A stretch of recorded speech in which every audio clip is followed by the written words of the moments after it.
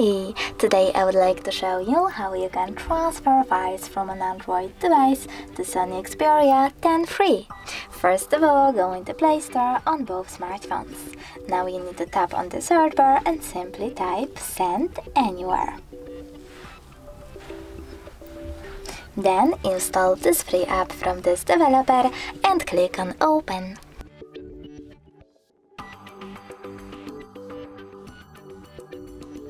Now you need to select I accept, confirm, continue and allow. Then do exactly the same on Sony.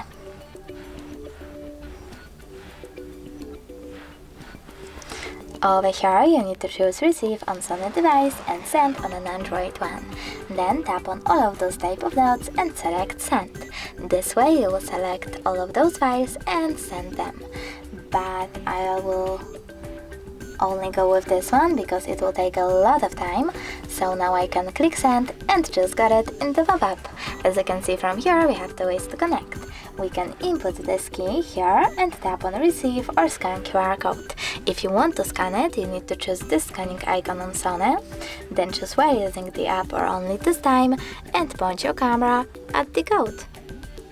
Now we need to wait a bit.